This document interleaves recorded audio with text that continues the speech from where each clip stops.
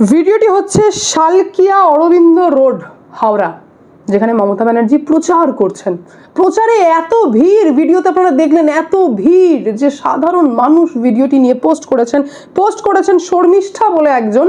উনি লিখেছেন, দিদিজি আমাদের ফ্ল্যাটের নিচে। ভাবা যায়, ফ্ল্যাটের নিচে দিদিজি হাঁটছেন, দিদির এত ভিড় দেখে মমতা ব্যানার্জি স্বয়ং ভিডিওটি পোস্ট করেননি, কারণ লোকের ভিড় দেখে যদি মানুষ তৃণমূল ঝুঁকি হয়ে যায় তো। এইভাবে মমতা ব্যানার্জিও ভিডিওটি পোস্ট করেননি, সাধারণ মানুষ ভিডিও পোস্ট করে বলছেন দিদি আমাদের ফ্ল্যাটের নিচে। আমি ভাবছি যে সেই সাধারণ মানুষ ভাবলেন যে ফ্ল্যাট থেকে নিচে নেমে কি হবে, ওপর থেকে বেটার দেখা যাচ্ছে, তাই ওপর থেকে ভিডিওটি নিয়ে এটি ফেসবুকে পোস্ট করা হয়েছে। এবং ভিড় দেখে আমি তো সেই বলতে পারেন আই এম তো অবাক। গ্রাউন্ড রিয়ালিটি কি সত্যি এই 4 দিন পর ইলেকশন রয়েছে সেই দিকেই ঝুঁকছে? আমি আপনাদের সামনে একটি ফলোদি সাট্টা বাজারের প্রেডিকশন নিয়ে এসেছি, কারণ এই ভিডিওটি দেখে এটা বললে বেশ রিলেট করতে পারবেন আপনারা। এই ফলোদি সাট্টা বাজার যেটা খুব ভোলাটাইল হয়, আপনাদেরকে এখানে 100% ভরসা করতে হবে না, কিন্তু এনারা যখন প্রেডিকশন করেন এটা একটা সাট্টা বাজার যেখানে টাকা লাগানো হয়, এবং এটা দেশে যথেষ্ট বিখ্যাত একটা সাট্টা বাজার, ফলোদি সাট্টা বাজার, যেখানে রাজস্থানে এই সংস্থাটি রয়েছে।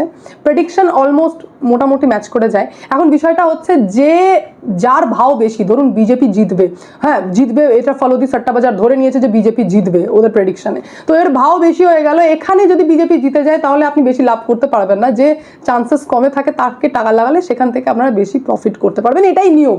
ফলোদি সাট্টা বাজারে বেসিক্যালি পলিটিক্যাল পার্টির ওপর টাকা লাগানো, এটা হচ্ছে বেসিক। 2021 সালে প্রেডিকশন করা হয়, প্রত্যেক দিন এনাদের এরকম টাইপের পরিসংখ্যান আসতে থাকে যে কে জিতছে, কত সিট, কি হতে পারে, নেক টু নেক ফাইট হচ্ছে কিনা। তো 2021 সালে দেখা গেছিল ভোটের আগে একদম শেষের দিকে এটা যখন প্রেডিক্ট করে ফলোদি সাট্টা বাজার, তখন দেখা যায় বিজেপিকে সিট দেওয়া হয়েছে 90 থেকে 120, খুব একটা ভুল কিন্তু হয়নি, 90 থেকে 120, আর তৃণমূল কংগ্রেসকে সিট দেওয়া হয়েছিল 160 থেকে 190। যদিও তাদের ভাবনা চিন্তার বাইরে তৃণমূল কংগ্রেস রেজাল্ট করেছিল, কিন্তু সিট তারা দিয়েছিল 160 থেকে 190, তারা কনফার্ম ছিল যে তৃণমূল কংগ্রেসই সরকার গড়ছে। তো সেই ফলোদি সাট্টা বাজারের এইবার প্রেডিকশন সামনে চলে এসেছে, এবং প্রেডিকশনে দেখা যাচ্ছে যে ওরে বাপরে, গ্রাউন্ড রিয়ালিটি হচ্ছে ভয়ঙ্কর, নেক টু নেক ফাইট হতে চলেছে, যেখানে তৃণমূল কংগ্রেসকে এখনো পর্যন্ত দেখানো হচ্ছে, এটা পরপর আসবে কিন্তু প্রেডিকশন দেখানো হচ্ছে 142 থেকে 152টি, 142 থেকে 152, ম্যাজিক্যাল নাম্বার হচ্ছে কিন্তু 148, সেখানে 142 থেকে 152 দেখানো হচ্ছে, এবং বিজেপিকে দেখানো হচ্ছে 128 থেকে 138। এখনো 4 দিন ইলেকশনে রয়েছে, তার আগে এই প্রেডিকশন আসছে যে বিজেপির ঝুঁকাও রয়েছে 128 থেকে 138টি সিট পেতে পারে।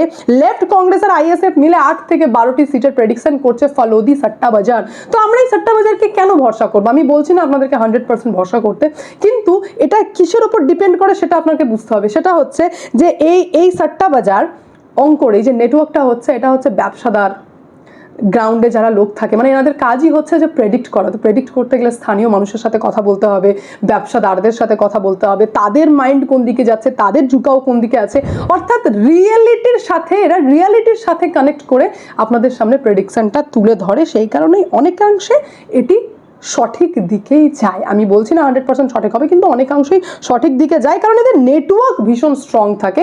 আর এখানে টাকা লাগানো হয়তো বুঝতেই পারছেন যে নেটওয়ার্ক তো স্ট্রং রাখতেই হবে, না হলে প্রেডিকশন ভুল হয়ে যাবে। তো তাই তো এই হচ্ছে বেশ সেই সাট্টা বাজারের কথা, যেদিকে এখন দেখা যাচ্ছে যে তৃণমূল কংগ্রেসের ইউজ অবস্থা খারাপের দিকেই রয়েছে, কারণ অ্যান্টি ইনকামবেন্সি নাকি এতটা হাভি হয়েছে ওয়েস্ট বেঙ্গলে, যার জন্য ফলোদি সাট্টা বাজারও বুঝতে পারছে যে নেক টু নেক ফাইট হতে চলেছে। নেক টু নেক ফাইট বিরাট ব্যাপার। এবার আমি আপনাদেরকে বেশ কিছু ইম্পর্টেন্ট পয়েন্ট তুলে ধরি। আজ তো ইডির হানা আপনারা অলরেডি শুনতে পেয়েছেন, চারিদিকে তো ইডির হানা চলছে, আমি জানাবো, কিন্তু তার আগে বলি ভোটের কিন্তু আরেকটা ইম্পর্টেন্ট মুদ্রা হচ্ছে এই বাংলাদেশ আর আমাদের পশ্চিমবঙ্গ বর্ডার। এখানে 2217 কিলোমিটার সীমান্ত আমরা শেয়ার করলেও তার মধ্যে 457 কিলোমিটার কিন্তু অত্যন্ত ঝুঁকিপূর্ণ, কারণ এখানে কোনো বেড়া নেই, জমিগত সমস্যা রয়েছে, সরকারের কোনো সাপোর্ট নেই। আর যখন সরকারের কোনো সাপোর্ট নেই তখনই কিন্তু এই জৈশে মোহাম্মদ আর তেহরিক উল মুজাহিদ্দিনের মতো জঙ্গি সংগঠনের নাম উঠে আসে, এবং জানা যায় যে এরা মাদক পাচার, অবৈধ অস্ত্র পাচার পাচারের ক্ষেত্রে এই সমস্ত যেখানে বেড়া নেই সেখান থেকে খুব ইজিলি করতে পারে। যদিও সীমান্তকে সুরক্ষা করার জন্য বেশ কিছু 7টি ইন্টিগ্রেটেড চেকপোস্ট থেকে শুরু করে সুন্দরবনে বিএসএফ এর এক্সট্রা চৌকি তৈরি করা বিভিন্ন কাজ স্বরাষ্ট্রমন্ত্রীর দিক থেকে করা হচ্ছে, কিন্তু আমি আবারও বলছি রাজ্য সরকারের সমর্থন না থাকলে এই সীমান্তবর্তী এরিয়াগুলো কিন্তু ভয়ঙ্কর খতরনাক হয়ে দাঁড়িয়েছে। স্পেশালি যদি বলে থাকি আমি, বসিরহাট নদিয়া শিলিগুড়ি করিডোর অত্যন্ত ডেঞ্জারাস পজিশনে রয়েছে। কোচবিহার মালদা মুর্শিদাবাদ নদিয়া উত্তর এবং দক্ষিণ 24 পরগনার ডেমোগ্রাফি চেঞ্জ হয়ে গেছে। আপনারা জেনে অবাক হয়ে যাবেন যে 1951 সালে ছিল মুসলিম সম্প্রদায়ের মানে সংখ্যা ছিল 19.5%, যেটা কি 2025-এ হয়ে দাঁড়িয়েছে 29.4%, মানে ভয়ঙ্কর ইনক্রিজ করেছে। আর এটা ভয়ঙ্করই ইনক্রিজ বলা যায়। এবার আপনারা বলবেন যে ভাই অবৈধদেরকে তো ধরছে, আমি আপনাদেরকে বলছি 99% অবৈধ যারা অনুপ্রবেশ করে তাদেরকে ধরা যায় না, তারা ধরা পড়ে না। এক তো হচ্ছে তারা যখন ওই বেড়া ছাড়া এরিয়া দিয়ে ঢুকে পড়ে, তারপর ঢুকে পড়ার পর এমনভাবে মানুষের মধ্যে হারিয়ে যাবে, এমন লোকালভাবে হারিয়ে যাবে, প্লাস লোকালেরও সাপোর্ট থাকে যে তারা ঢুকে ভারতে এসেই কোথাও না কোথাও কোনো কাজে ইনভলভ হয়ে যায়। আর কিছু লোক তো চলে যায় বাইরে, মানে সাউথ সাইডে চলে যায়, নর্থ সাইডে চলে যায়, তারা ছড়িয়ে ছিটিয়ে যায়। সেরকম ডেটা বলছে 2016 সালের আগে 11,000-এর বেশি অনুপ্রবেশকারী ধরা পড়েছিল। গত 3 বছরে 2,688টি অনুপ্রবেশের ঘটনা হয়েছে, 5,000-এর ওপর অনুপ্রবেশকে অলরেডি রিপোর্ট করা হয়েছে।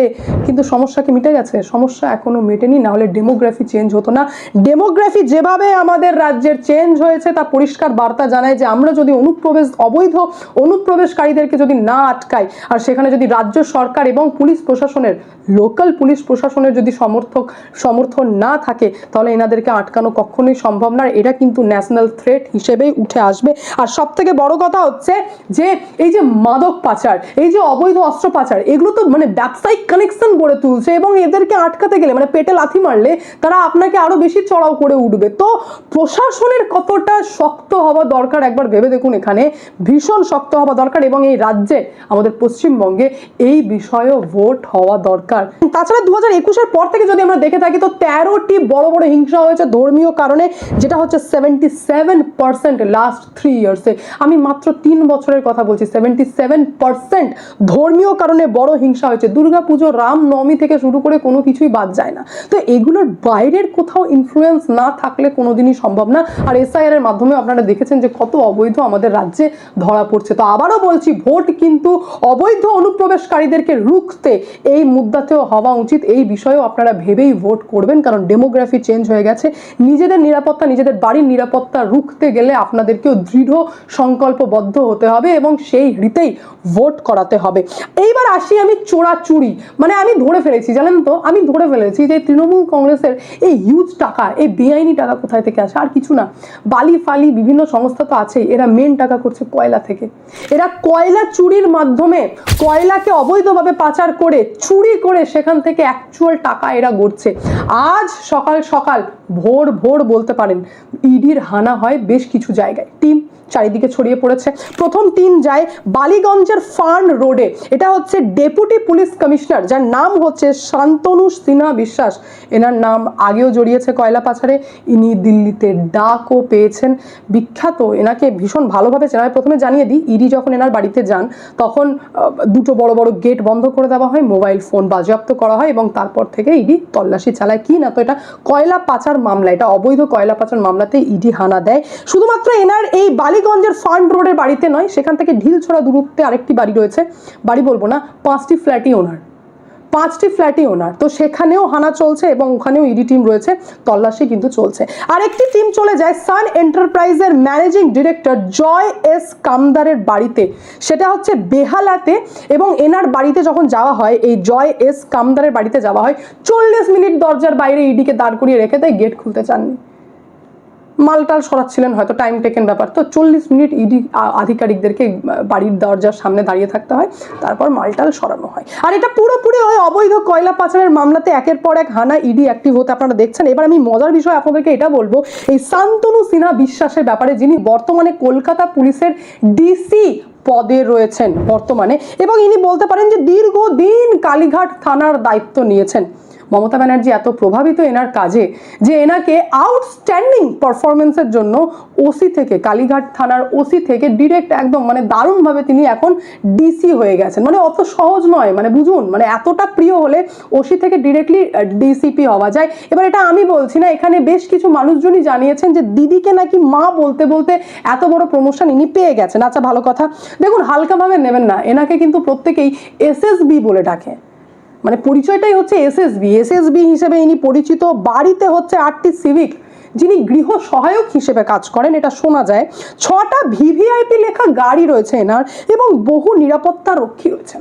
একটি ঘটনাও হাইলাইট হয় যে এসএসবির একমাত্র ছেলে, একমাত্র নাম জানি না, যাই হোক একজন ছেলে, উনি হচ্ছে একটি কোটাতে বিদেশে বেআইনিভাবে, এটাও শোনা যায় যে বেআইনিভাবে বিদেশে নাকি ডাক্তারি পড়ছেন এবং যাতায়াতের জন্য পুলিশের গাড়ি ব্যবহার করেন। এটাই তো হচ্ছে না সেই সোনার চামচ মুখে নিয়ে জন্ম। যাতায়াতের জন্য এসএসবির ছেলে পুলিশের গাড়ি ব্যবহার করেন এমনটা শোনা যায়। ছেলের জন্য 4 জন নিরাপত্তা রক্ষী। হায় রে, কি এলাহি ব্যাপার, একবার ভাবুন। 4 জন নিরাপত্তা রক্ষী রয়েছেন। একটি ঘটনা রয়েছে, দেশপ্রিয় পার্কের কাছে এসএসবির ছেলের গাড়িকে আটকে ছিল একজন ট্রাফিক পুলিশ।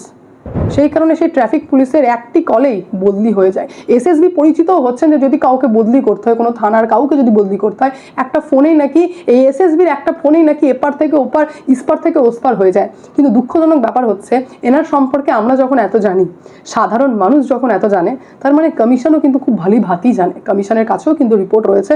তারপরেও এনাকে নিয়ে ইডি যা অ্যাকশন নেওয়ার নিচ্ছেন কমিশনের দিক থেকে, এখনো পর্যন্ত সরানো বা কিছু করা এমন কোনো রিপোর্ট কিন্তু আমাদের কাছে নেই। বিখ্যাত ব্যক্তি, আর নামটি স্পেশালি জড়িয়েছে সোনা পাপ্পুর বাড়িতে যখন তল্লাশি চলছিল, সেই তল্লাশি অভিযান থেকে এনার নাম সামনে আসে এবং এনার সঙ্গে এই রিসেন্ট কিছুদিন আগে তৃণমূল কংগ্রেসের যিনি প্রার্থী হয়েছেন, রাসবিহারীর ক্যান্ডিডেট যিনি হয়েছেন, নাম হচ্ছে দেবাশিস কুমার। ওনার বাড়ি থেকে তো টাকা পয়সা পেয়েছেন, সবটাই আপনারা জানেন। তো ইনি হচ্ছেন সে বেআইনি কয়লা পাচার মামলাতে এনার নাম জড়িয়েছে এবং সেখান থেকে কিন্তু এই শান্তনু সিনহা বিশ্বাসের নামটাও সামনে আসে। তারপরেই আজকে ইডির হানা। তো এই দেবাশিস কুমার যিনি তৃণমূল কংগ্রেসের প্রার্থী, ইনার আবার চমক ঘটনা রয়েছে। ঘটনা হচ্ছে যে ইনি 2021 সালে মাস্টার্স করেন আর 2024 সালে ব্যাচেলর ডিগ্রি করেন। মানে এই যে দারুণ একটা ব্যাপার, মানে ব্যাচেলর ডিগ্রির আগে মাস্টার্স করে নেওয়ার ক্ষমতা একমাত্র তৃণমূল কংগ্রেসের প্রার্থীরই হতে পারে বা তৃণমূল কংগ্রেসের নেতাদেরই হতে পারে। এই ক্ষমতা যে সে ক্ষমতা নয়, এ হচ্ছে স্বয়ং ভগবানের দেওয়া ক্ষমতা। এটা আমার